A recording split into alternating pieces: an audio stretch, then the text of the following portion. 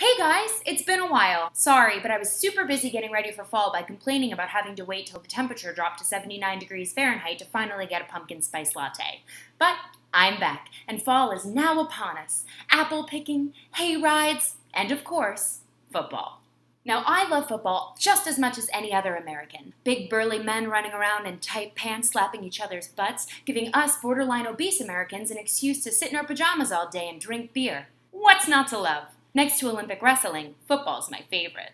But recently, a couple of my social media friends have been ruining the game of football for me. It's got me pretty miffed. If you've been living under a rock, or just don't care, I'll catch you up to speed. There's this guy, Colin Kaepernick. Kaepernick.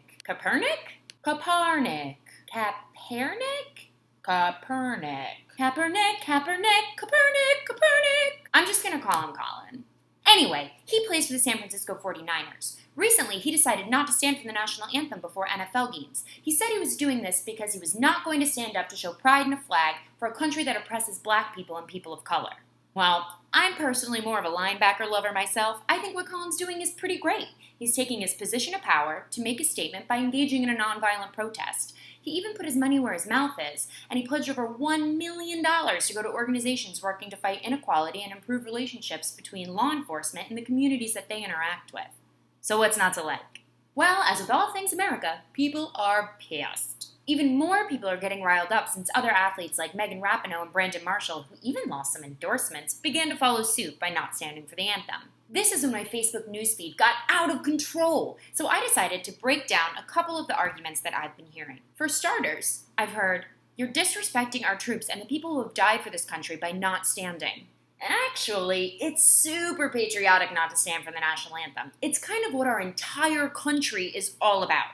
Our troops go to war to actually defend our right to choose not to stand. Our country's built on free will, and that's what makes this place so amazing that people are willing to die for it. You may not like that Colin's not standing, and since you have free will, that's totally cool, but he's exercising his right as an American citizen. What good are rights if you can't exercise them? The point is, you can't demand patriotism. If you want to live in a place where standing for the national anthem is mandatory, you should check out this super cute underrated vacation spot called North Korea, or time hop to Germany in 1933. Not standing for the national anthem isn't disrespectful. Using veterans' service to justify the silencing of Americans of color is disrespectful. I think it's great that people are concerned with the amount of respect our veterans receive, but again, not standing for the flag isn't disrespectful to our veterans. Not giving them the proper care or tools to reacclimate to civilian life when they return home is disrespectful. The U.S. Department of Housing and Urban Development estimates that 39,471 veterans are homeless on any given night. So if you're really concerned with the respect that our veterans receive, you should probably redirect your attention from Colin to organizations like the Fisher House Foundation and the amazing work that they do for our veterans and their family after the sacrifices that they've made defending our rights and our free will. I've also heard people say that not standing for the national anthem doesn't do anything.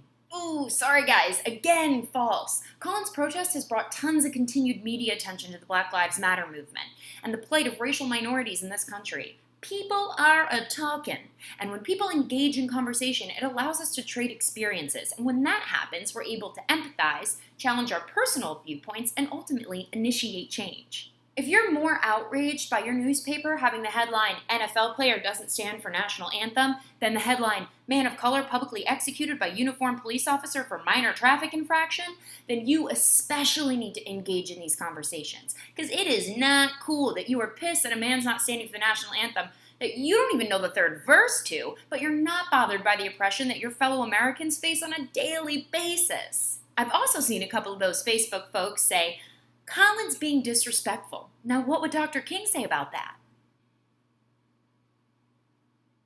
He would probably say something along the lines of, "This is flippin' great, Colin, keep up the good work," or something a bit more eloquent, because what Dr. King stood for is exactly this: peaceful protest. Dr. King was a protester. This is what he believed was the best vehicle for change. Read a book, people, read a book, because you have been trying me. In times of racial discord, I've seen some of my fellow white people act in disgust and say, "Why can't people of color just protest peacefully? Why do they have to block off roads and cause all that traffic? Such a ruckus." So this guy Colin peacefully sat down.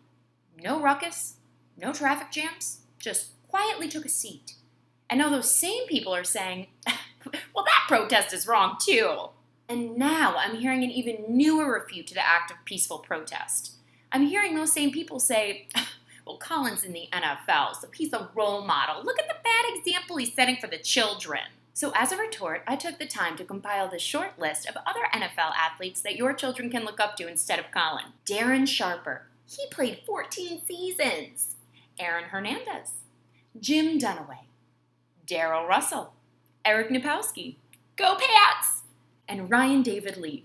Well, let's be honest, guys. I think we can let go of the whole role model in the NFL shtick. Overall, I agree that our veterans deserve more respect. We need to provide them with adequate care and show respect when people exercise the rights that those veterans fought to protect. Colin Kaepernick is exercising his American freedoms. It doesn't get more patriotic than that. Instead of bashing Colin for not standing, let's take the time to look into why he's not standing. Colin didn't sit there and go, I'm not standing because this place sucks. He said he's not standing because he feels that this country oppresses black people and people of color.